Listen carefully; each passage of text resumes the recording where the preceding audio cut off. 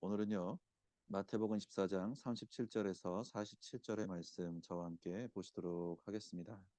자, 마태복음 24장은요, 우리가 마지막 때에 대해서 굉장히 잘 알고 있는 장이기도 하고요. 마지막 때를 굉장히 잘 설명해주고 있는 장이기도 합니다. 제자들이 예수님께 어, 묻죠.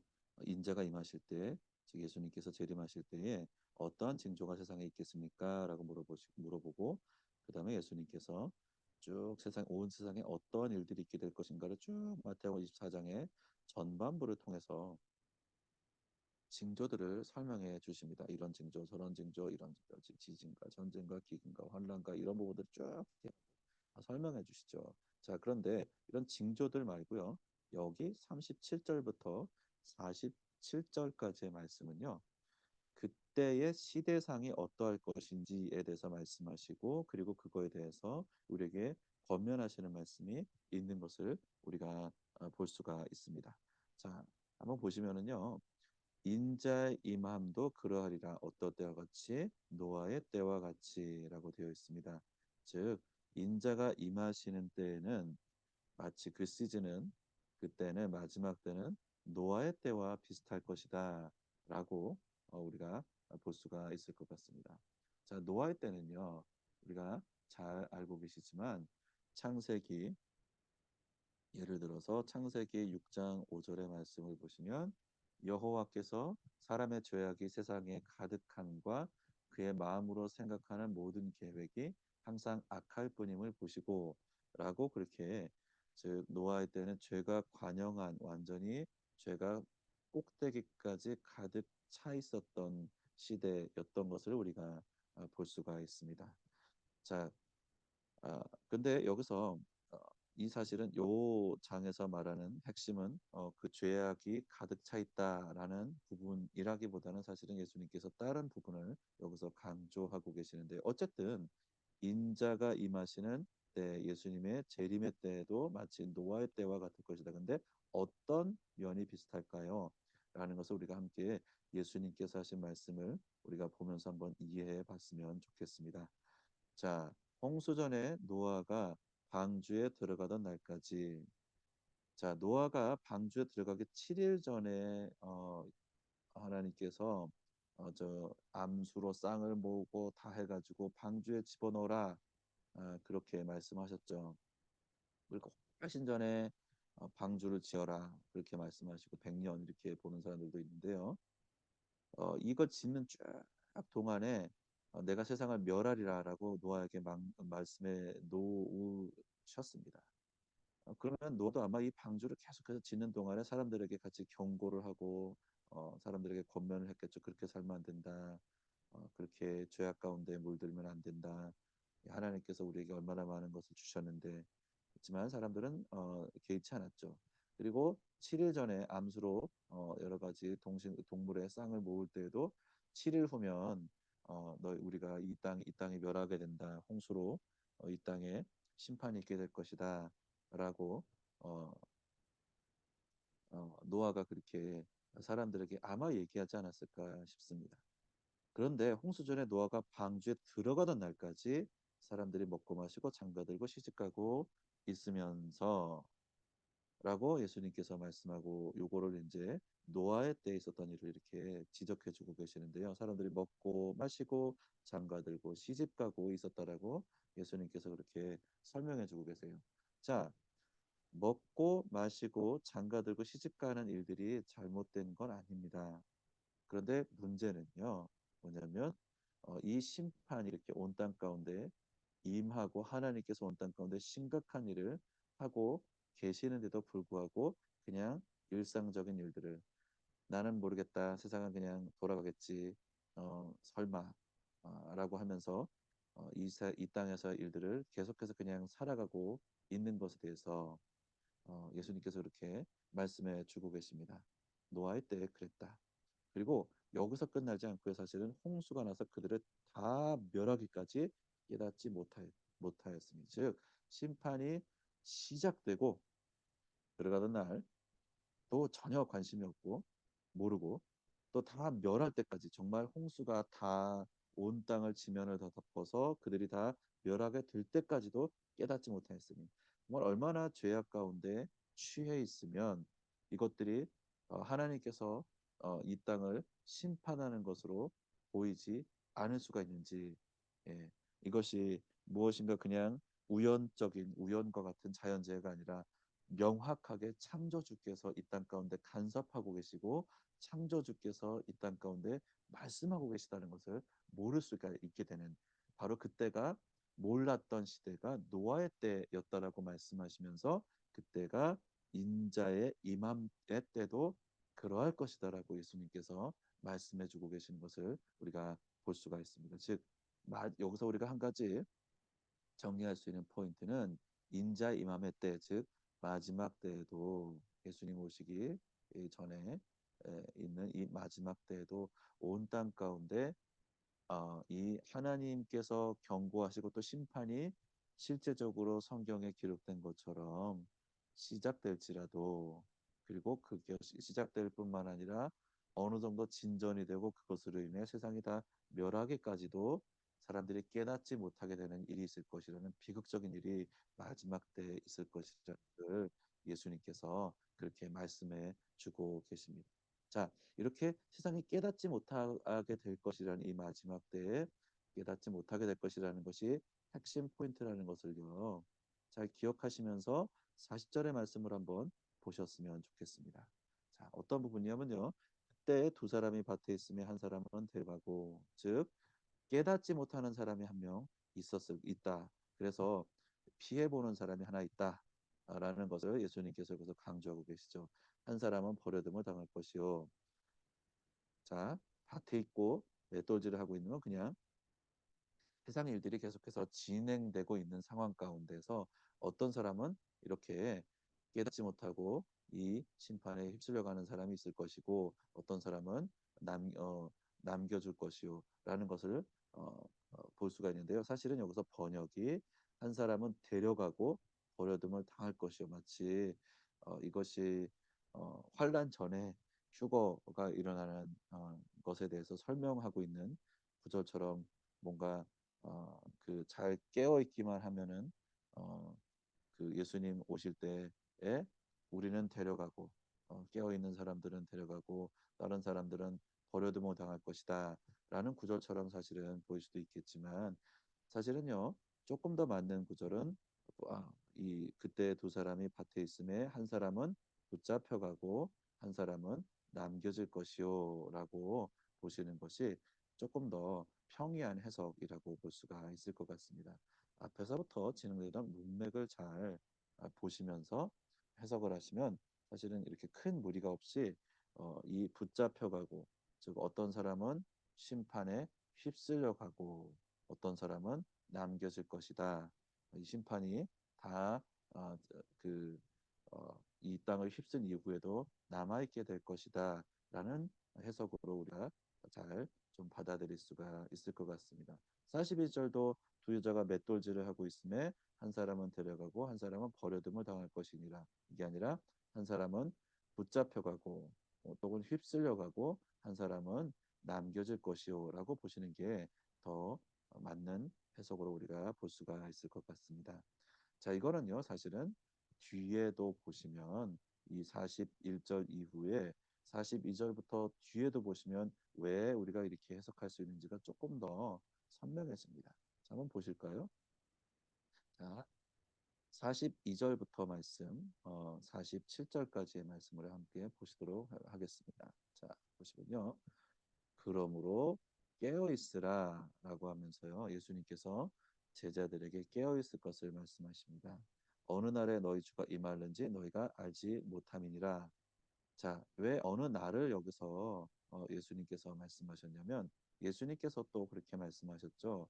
아버지 외에는 그날을 아는 자가 없느니라 라고 예수님께서 말씀하셨는데, 이때에는 유대인들 가운데 그 천체를 관측하면서 어떤 중요한 시기를 예측하는, 날과 시를 예측하는 점성학 비슷한 부분들이 많이 발전이 되어 있었고, 그 굉장히 그 유대인들 가운데도 많이 퍼져 있었던 부분이었습니다. 그래서 어느 날에 메시아께서 오실지 또는 어느 날에 인자가 오게 될지에 대해서 굉장히 관심이 또 어느 날에 이런 일들이 하나님의 그 중요한 일들이 어, 그 발생하게 될 것인가를 이 하늘을 읽고 막 천체를 읽고 그런 걸 통해서 발견하고 하는 것들이 그런 것들이 굉장히 유행이었지만 어느 날에 있을지는 사실 관심 가지지 말아라.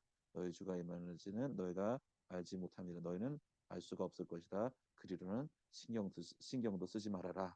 라고 얘기해 주시는 거고요. 너희도 만일 집주인이 도둑이 어느 시각에 올 줄을 알았더라면 깨어 있어 그 집을 뚫지 못하게 하였으리라. 이러므로 너희도 준비하고 있으라. 생각지 않은 때 인자가 오리라. 자, 이 구절은요. 마치 앞에 있는 환란 전에 휴거가 갑자기 불시에 일어날 것처럼 어, 그 일어날 것처럼 어, 이 일들이 일어나게 될 것이다. 라는 것을 뒷받침하고 있는 것처럼 보입니다.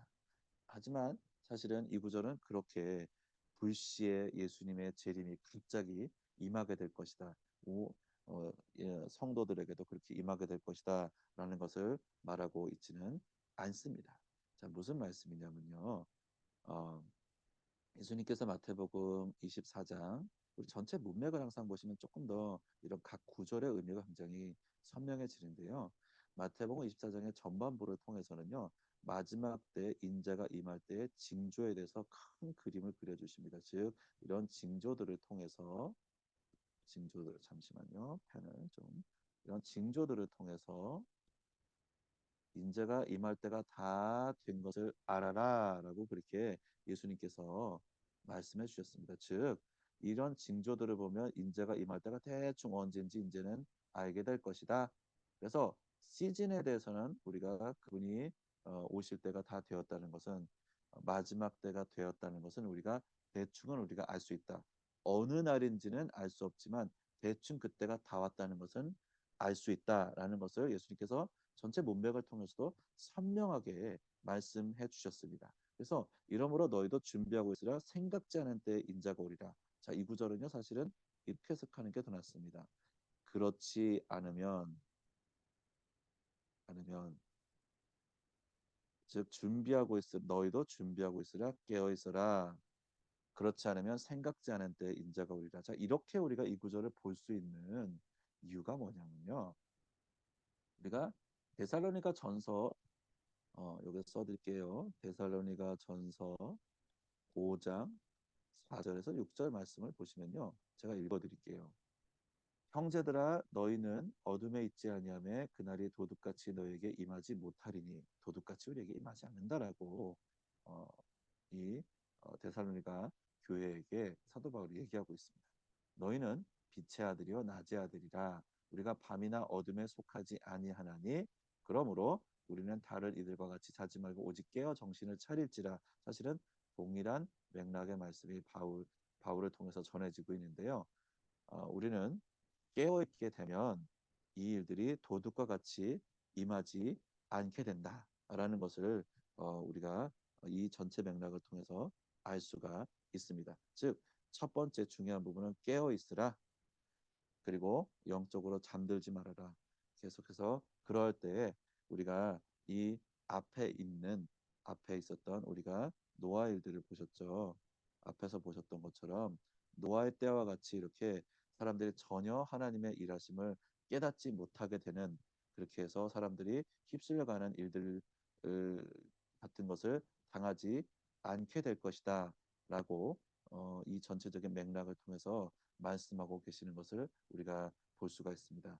이 구절을 통해서 예수님께서 환란 전에 휴거가 있을 거고 환란 전에 갑자기 휴거가 있을 것이고 라는 것을 설명하고 계시다기보다는 사실은 우리에게 깨어 있으라라는 것을 여러 가지 다양한 방법으로 말씀하고 계신다라고 보는 것이 조금 더 평이한 해석 같고요. 합당한 해석으로 우리가 볼 수가 있을 것 같습니다.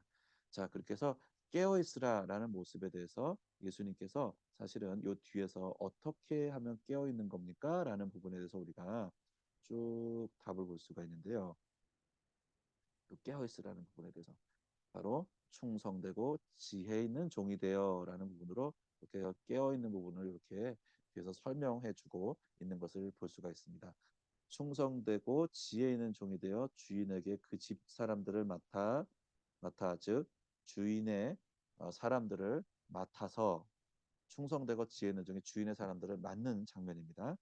때를 따라 양식을 나눠줄 자가 누구냐라고 바로 이 깨어있는 자의 모습을 예수님께서 설명하고 계시고 제자들에게 그렇게 지금 말씀하고 계시는 것을 우리가 볼 수가 있습니다. 자, 때를 따라 양식을 나눠줄 자, 우리가 양식이라고 하면요, 우리가 생명의 양식이신 예수님 또는 이들에게 필요한 영적인 양식이라고도 우리가 볼 수가 있을 것 같습니다. 아니면 구원을 선물한다든가 우리가 전도를 해서 여러 가지 많은 의미로도 우리가 해석이 될 수가 있을 것 같습니다. 자, 그러면 이렇게 어, 하나님께서 우리에게 맡기신 영혼들을 맡아서 때를 따라 영적인 양식을 나눠주고 그들 격려하며 그들이 그 허기지지 아니하고 계속해서 영적인 양식을 공급받을 수 있도록 나눠줄 자가 누구냐라고 예수님께서 묻고 계시죠. 그리고 그랬을 때 그들을 충성되고 지혜 있는 자들로 이렇게 불러주고 계시는 것을 우리가 볼 수가 있습니다. 자, 이 부분을 조금만 더 잠깐 확장을 하면요. 다 설명은 드리지 않고 마태복음 그 바로 뒤에는 25장을 보시면 비유가 세 가지 나오는데 그 첫 번째 비유랑 두 번째 비유를 보시면 첫 번째 비유는 열처녀 비유고요.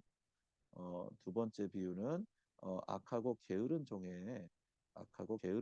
비유 두 가지를 말씀하셔서 마지막 때 일들을 설명을 해주시는데요. 첫 번째 비유는 마태복음 20장의 첫 번째 비유는 시기로운 처녀들은 기름을 잘 준비해서 즉 지혜로운 처녀들은 기름을 잘 준비해서 어, 혼인잔치에 참여할 수 있는 것들을 우리가 볼 수가 있었고요.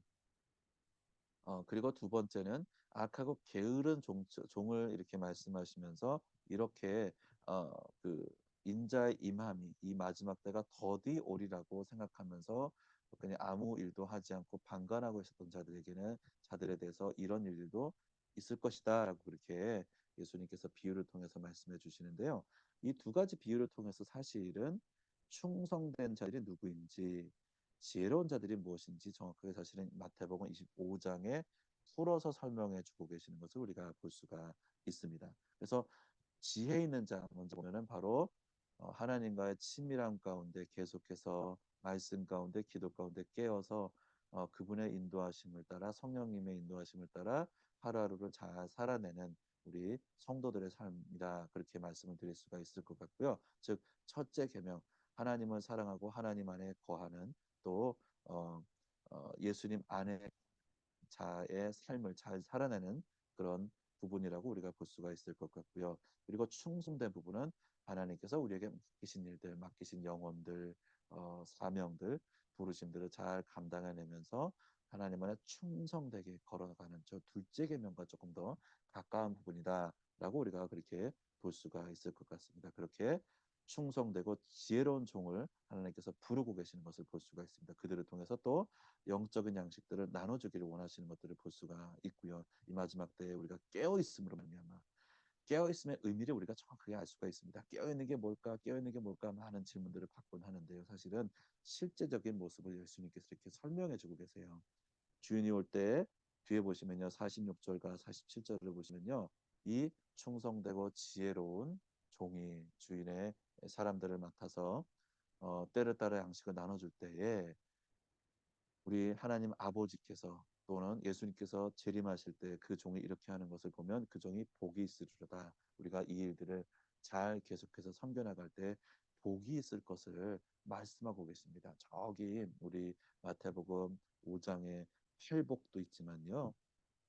여기서 성경의 여러 가지 또 다른 자잘하게 여기저기에 복들을 설명하고 계시는 여기에 그 종이 복이 있을 것이라고 약속하고 계십니다. 와, 우리가 이런 거 보면 우리가 굉장히 잘 밑줄 쭉 긋고 우리가 열심히 살아가야겠죠. 자, 그 복을 조금 더 설명을 해 주시는데 뭐냐면 내가 진실로 너에게 이르노니 이거 진짜다 이렇게 말씀해 주시는 거예요. 주인이 그의 모든 소유를 그에게 맡기리로다. 우와, 하나님께서 자신의 모든 소유를 이 종에게 더 많은 유업들과 더 많은 영광들과 더 많은 이게 부정적인 의미의 책임 이런 것이 아니라 권위와 권한들을 맡기실 것이다라는 것들을 우리가 볼 수가 있습니다.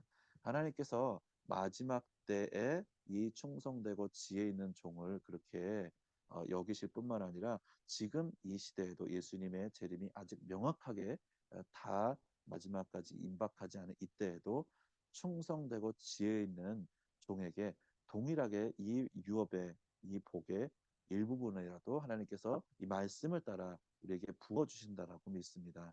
그분이 그렇게 충성된 자들, 충성된 종, 지혜 있는 종들을 그렇게 귀하게 여기시고 그분 안에 잘 붙어 살고 정말 하나님 안에서 예수님 안에 거하는 삶을 살고 포도나무 가지가 포도나무에 잘 접붙인 게 포도나무에 잘 붙어 있는 삶을 살아내고 그리고 부르심을 잘 성실하게 충성되게 잘 섬겨 나가는 삶을 그렇게 우리가 살길 원하신다는 것을 우리가 볼 수가 있습니다. 자, 마지막 정리하면요. 오늘은 조금 15분보다는 조금 더 길어졌는데 우리가 마지막 때 있을 일에 대해서 우리가 이 징조에 대해서 예수님을 통해 하나 배웠습니다.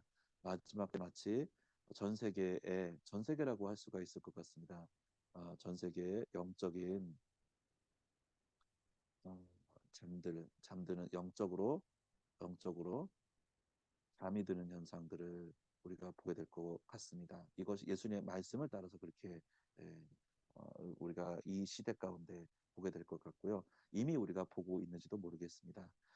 그리고 그래서 예수님께서 우리에게 말씀하시는 것은 그러므로 우리가 깨어서 우리가 아, 충성되고 지혜로운 자로서 우리가 서야 된다. 이 마지막 시대에 예수님께서 이미 우리에게 마지막 시대를 어떻게 살아가야 합니까? 마지막 시대 우리가 다 팔고 있는 소유 다 팔고 산으로 들어가야 됩니까? 땅굴 파고 우리가 무슨 원자폭탄에서 안전한 그 무슨 이상한 요새를 지어야 됩니까? 라고 하지만 예수님은 명확하게 우리에게 마지막 때에 무엇을 하고 있어야 되는지 알려주십니다. 깨어 있어라. 그리고 충성되고 지혜 있는 자로서 서라라고 명확하게 여기서 우리에게 말씀해 주고 계시죠. 잠들지 말고 깨어 있으라. 우리가 그렇게 이번 한 주도 오늘 하루도 그렇게 살아가야 되는 줄로 믿습니다.